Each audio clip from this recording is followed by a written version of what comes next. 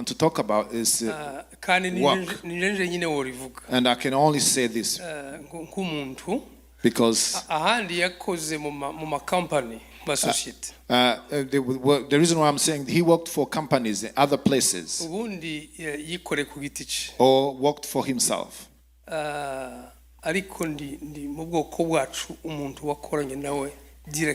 But I'm among the few people that worked with him closely or directly as his boss, even though he was older than me. That got me to know him very well. I got to see him every day.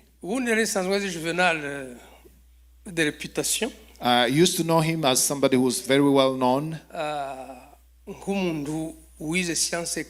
as somebody who went to school and studied economic science, the first one in the Banyamulenge community.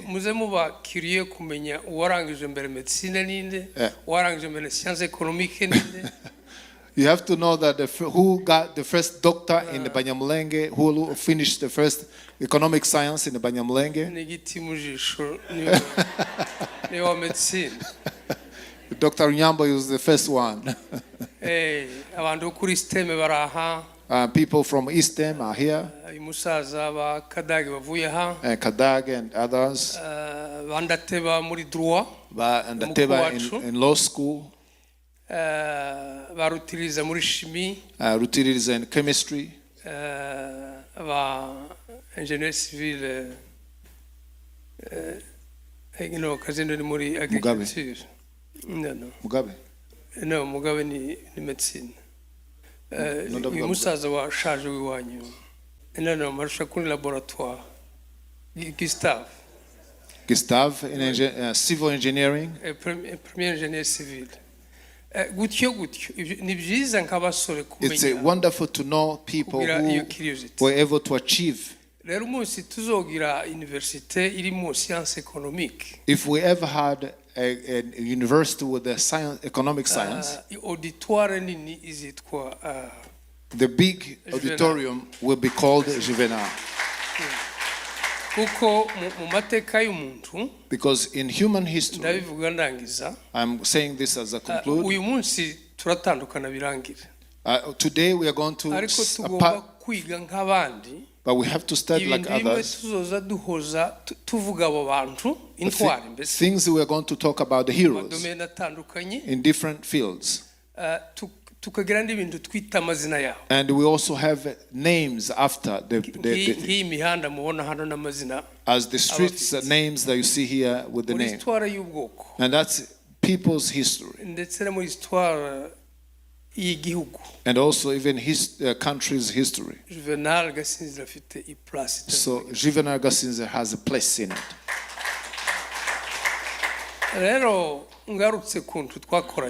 So come back to how we work together. Bimpesha kuvuga ko Juvenal abantu baravuga ko muri vice présidence en réalité ni muri présidence ya Congo.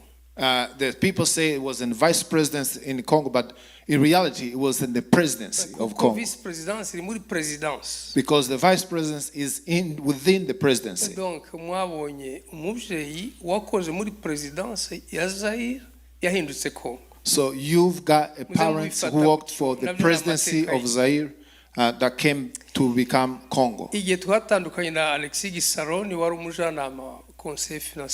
When we separated, Alexis Gisaro was the counselor into the finance. Now he's the minister.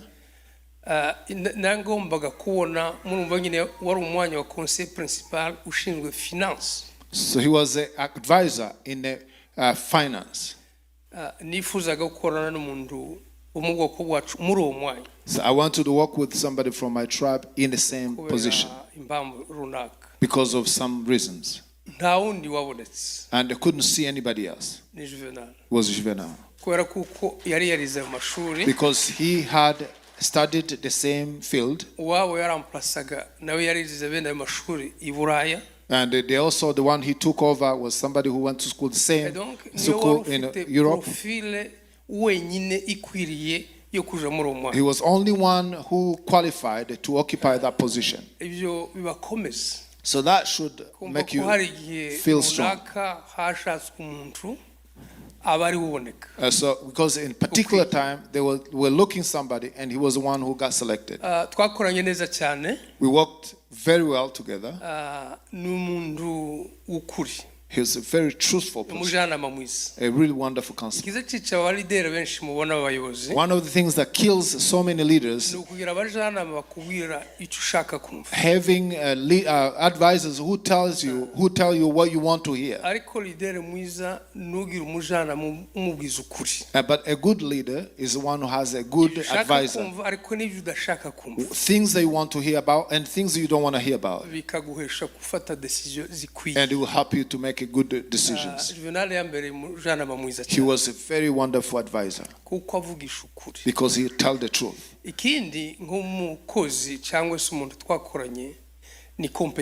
And the other thing is how competent he was. And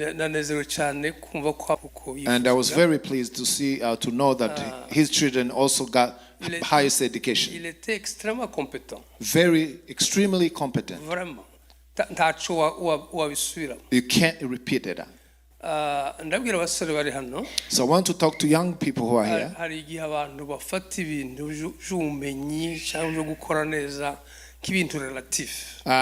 Some people take knowledge and skills as something they can take or not. Or if they see people who are able to achieve greater things, that they will think it's just merely by chance. Yes, blessings come from God, but there's a part of yourself. You have to learn how to work more than anybody else. Because when you're working and using others, and why do you want to go beyond others? But if you learn how to work hard, God will see it.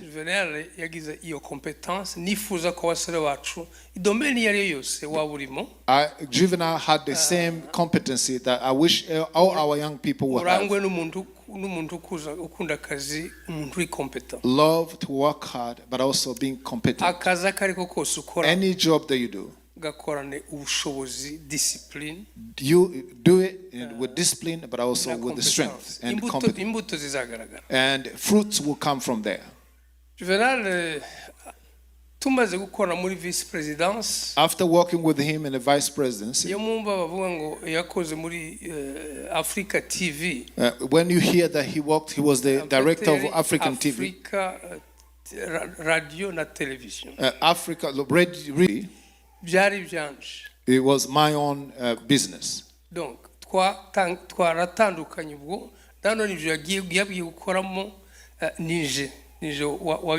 And after we got separated in the presidency, and he wanted to work for the TV, and that was my business. In Kinshasa for several years. And he worked with somebody else called Bernard. And he hired so many people. But also he was very transparent in everything he did. Everything he did was very transparent.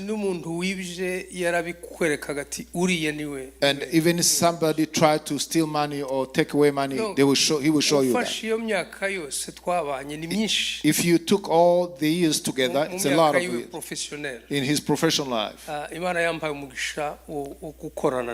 was blessed to work with him, and I got to know him, and I know his qualities, competencies, truthful,